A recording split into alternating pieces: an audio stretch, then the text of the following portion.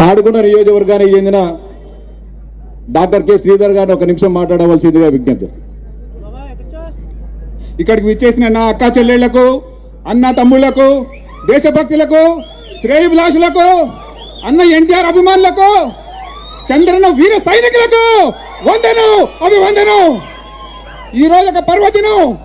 మేము చంద్రన్న దగ్గర నుంచి చూసాం, చంద్రన్న యొక్క కుటుంబంలో చేరాము. చంద్రన్న అంటే ఒక వ్యక్తి కాదు, ఆయన ఒక సమూహమైన శక్తి. ఇంతింతై ఒడ్డుడింతై జనసంద్రమై ప్రపంచమై పెను తుఫానుగా మారి భీకర సునామీగా ముగించాడు. చంద్రన్న గెలవబోతున్నాడు, చంద్రన్న మళ్ళీ ముఖ్యమంత్రి కాబోతున్నాడు. ఈ విషయం జగనన్నకు తెలుసు. జగనన్నకు తెలిసి ఎమ్మెల్యేలు మారుస్తున్నాడు. జగనన్నకు 151 ఎమ్మెల్యేలు గెలవలేదు, 151 బలి పశువులు గెలిచారు. వాళ్ళందరినీ నడి రోడ్డున పడేసి వాళ్ళ జీవితాల్లో అతలకుతలం చేశాడు. చంద్రన్న యొక్క కులం మంచితనం, చంద్రన్న మతం జనహితం, చంద్రన్న తత్వం మానవత్వం. అలాంటి గొప్ప నాయకుడు మనకుండగా అరే ఎంత తప్పిదం చేశావు. ఒక దొంగని, ఒక దుర్మార్గుడిని, ఒక అరాచకవాదిని, ఒక నియంతని మనం ఎన్నుకున్నామే. 3 సంవత్సరాల కల్లా మొహం మొత్తింది. 4వ సంవత్సరం అయోమయంలో పడ్డాం. 5వ సంవత్సరంలో గాడి నుంచి ఉమ్మేస్తున్నాం.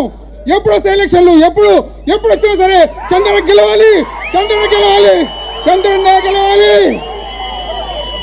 చంద్రన్నకు ఓటేస్తే మీకు పోయేదేమి లేదు. బాధ్యత సంఖ్యలు తప్ప మీకు పోయేదేమి లేదు. అవినీతి ప్రభుత్వం తప్ప మీకు పోయేదేం లేదు. మాఫియా డాన్లు తప్ప మీకు పోయేదేం లేదు. అక్రమతం వ్యాపారాలు తప్ప మీకు పోయేదేం లేదు. ఒక సైకో తప్ప మీకు పోయేదేం లేదు. అసలు అవినీతి పరుడు తప్ప.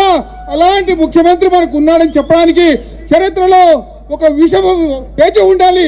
ఎందుకంటే జగనన్న డబ్బు డబ్బు డబ్బు అనే వ్యాధితో బాధపడుతున్నాడు.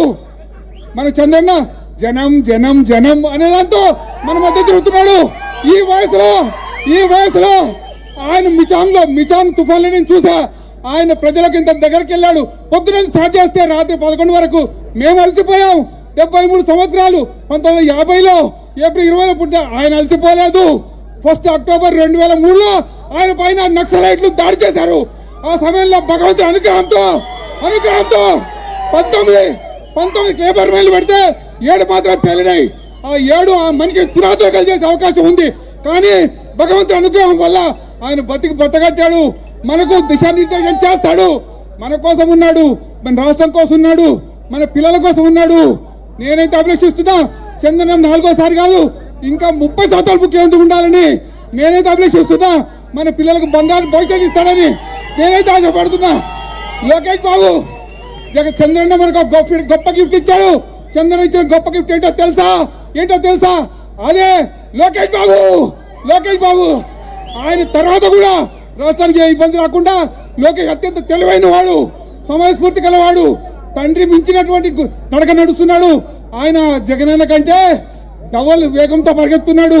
ఆయన 220 రోజుల్లో 3000 కిలోమీటర్లు నడిచాడు.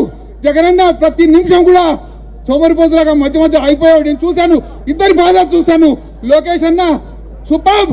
ఆయన యొక్క గైడెన్స్ లో, చంద్రన్న యొక్క ఆయన ఉన్న నాయకత్వంలో ఈ రాష్ట్రం సుభిక్ష ఉంటుందని, ఎట్టి పరిస్థితుల్లో మళ్ళీ జగన్ రాలేడని, జగనే కాదు ఎవరికి అవకాశం లేదు.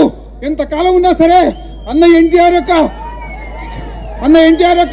దయ మన పడింది, దీవెనలు మన పడినాయి, చంద్రన్న యొక్క ఆశీస్సు మనకున్నాయి, లోకేష్ బాబు యొక్క సహచారం అంతా ఉంది.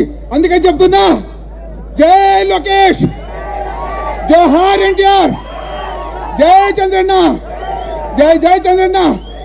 సైకో పోవాలి.